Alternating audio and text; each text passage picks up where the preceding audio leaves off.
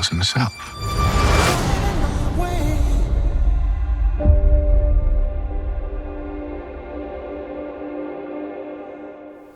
What's up, everybody? Nigeria Chambers here from Big Gold Belt Media at New York Comic Con 2024.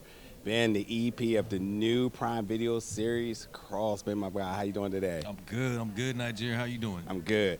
Hey, let me tell you something real quick. I'm from that DMV. Oh, Yeah. So, what's good, son? Please tell me that we didn't disappoint you. Listen, I got to tell you, you know how we are about the culture there, and a lot of people are still discovering. Yeah. But man, the diligence was done. Yep. I felt seen. It was things I knew that I'm like, oh, they were out in the streets. Yeah. Talk me through it. Well, I gotta be honest. When I decided to adapt this for television, I had to go back to the books, and I was thinking, I've watched all the movies, but when I was reading the books, I realized one of the things that I hadn't seen enough of was DC. Yeah. And then again, I'm thinking, when you do see DC, you usually only see a Capitol building or it's a fancy car, it's the halls of power. Yeah. You don't see the real DC. So we made it a priority to try to channel that. Yeah. So I actually took a couple trips to DC, and I got to give a shout out to one of our producers, Umar White, who I was already working with before I ever knew I was going to do this show. Yeah. And he was from DC. So when I got this show, I said, uh-oh.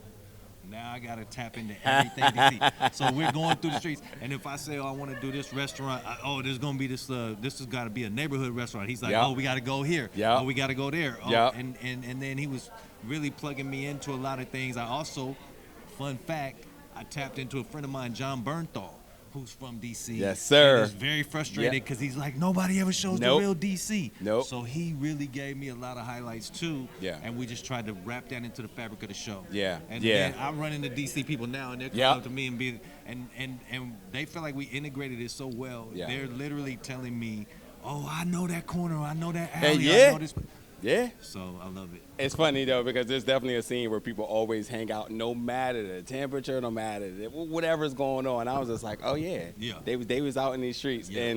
And I really, really appreciate y'all for doing the diligence for that. We also got Go-Go, got Big G and Backyard playing on it, which, That's you right. know. I mean, if you're going to do it, you better do it. Gotta do it. And beyond that, and actually truly showing DC, we're also opening doors up to some very important conversations as well too, and that taps into the community here. Mm-hmm. So there's a lot of diligence outside of like what's happening within the plot, but there's some important stories within our communities. How, what was the measure of diligence you took with that in order to ensure that you didn't just have a plot, you didn't just have the Alex Cross that we know of, and his investigative skills, his posture in the streets, but like talking to some important stories within the Black culture, and also social injustice. Mm-hmm. Well, okay.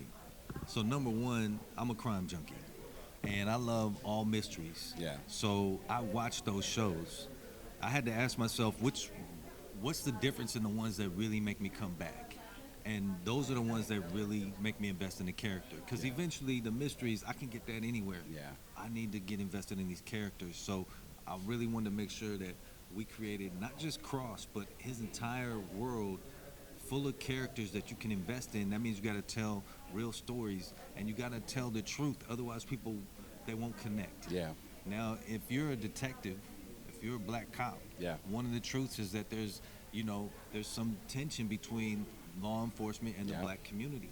Now, my feeling is audiences, they don't mind a little controversy. Mm-hmm. They don't mind a little tension. Mm-hmm. They just don't want to be preached to. Yeah. But if you don't tell the truth, now you've lost them. Yeah. So I felt it was a great opportunity to layer the story with what is the truth. Yeah. You do have to confront that in this show. Yeah. You Absolutely. also got to confront themes about the core relationship in season 1 is a friendship between 2 Black men. Yeah. What does that look like? What does that feel like? Yeah. And then you also have mental health as a thing. That's right. I don't have to get up and preach. I can just bake these things into a character's journey. Yeah. And that's what we did. Yeah.